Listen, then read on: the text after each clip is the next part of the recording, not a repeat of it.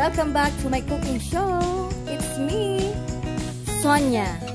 Today guys, I'm gonna make sticky rice na ang tawag dito ay sinugno or tutong dito sa aming lugar.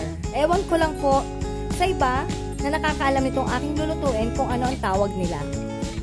So guys, panoorin po ninyo kung paano ko ito iluluto na ang tawag sa amin ay sinugno. First step guys, ito ay atin munang isasaing.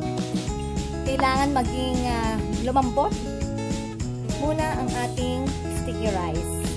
So yun muna guys, ang ating first step, isasaing muna ang ating malagkit na bigas. Ito na po guys, sinasaing natin ang malagkit na bigas.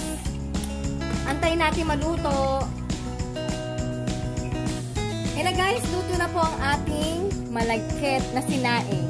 Ngayon, isusunod naman natin ay ang ating munggo. Tapos ngayon, magigisa tayo, magsasangag ng munggo. Yung tamang dami lang guys ha, sa tamang iluluto nyong sinugno. Yan.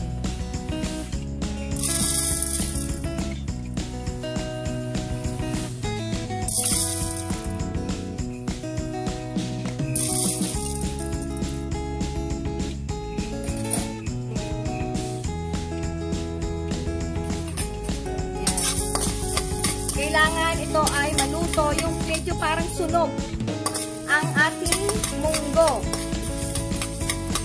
Haluin ng haluin ito guys. Huwag hayaan masyadong masunog at papait ang ating sinugno. Yung tama lang na sangag.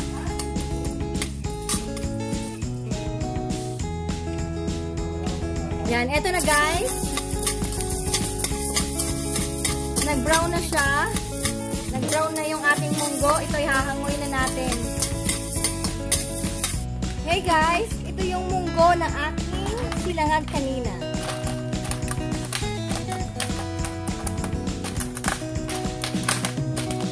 Ito ay kailangan durugin.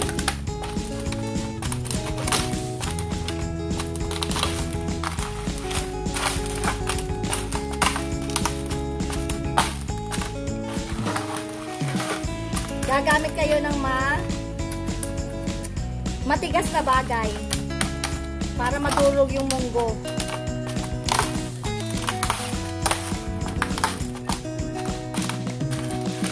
Pwede rin naman yung buo, yung munggo. Pero much better siguro yung durog.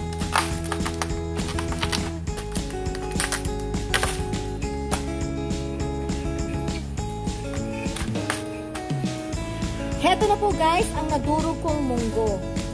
Yan, kailangan po ganyan. Pero nasa inyo po yun kung gusto nyo durugin or hindi na. Heto guys. Hey guys, ngayon, sisimulan na natin magluto ng ating sinugno. First step na ating gagawin ay ilalagay muna natin sa ating kasirola ang unang gata.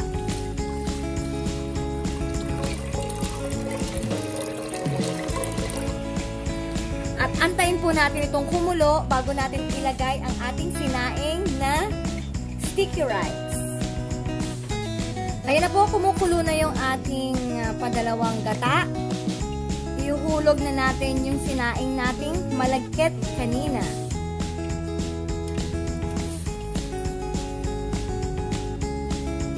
Kailangan guys, low fire lang ha. Mahina lang yung apoy para hindi bigla.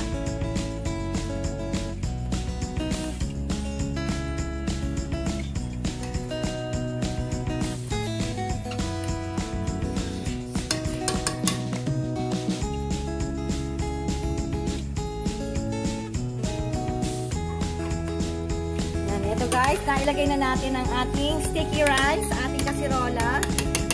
Ilalagay naman natin yung ating dinurog na munggo kanina.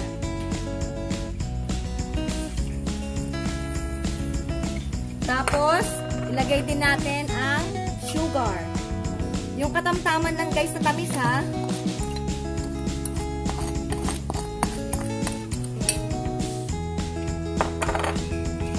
Tapos, halu-haluin lang natin ito guys.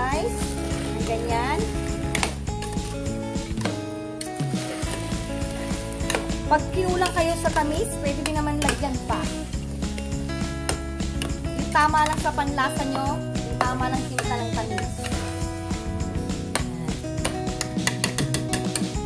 Tapos, ilalagay na natin yung unang gata.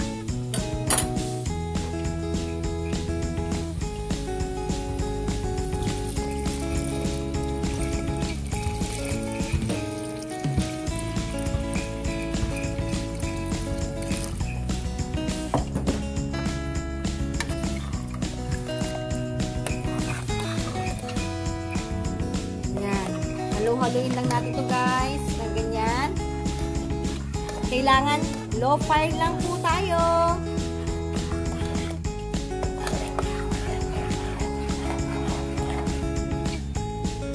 Kapag kumulo na, tikman lang natin kung tama ba yung tamis or kulang pa ba, saka natin mag-add ng sugar.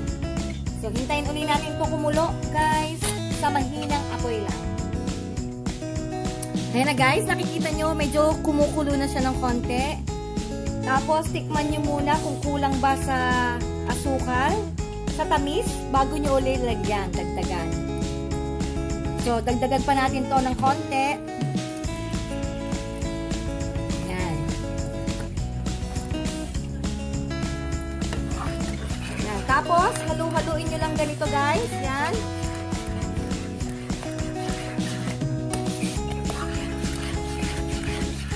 At maya-maya ito ay luto na.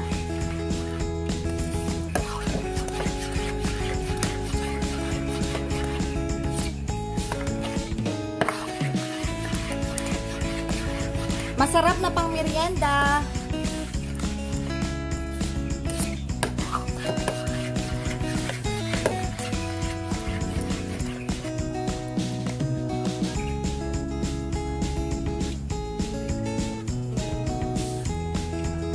So, 3 minutes lang guys ang hintayin natin at ito ay luto na. Ayun na guys, naka 3 minutes na po tayo. Ito ay luto na. Tapos, halu-haluin nyo lang ito ng ganan. Ready to serve. Kaya guys, sana may natututunan kayo sa aking cooking show. Hanggang sa muli guys. Marami pong salamat sa mga nagsusubscribe. Sa hindi pa po nagsusubscribe, please hit the button. Subscribe na po kayo.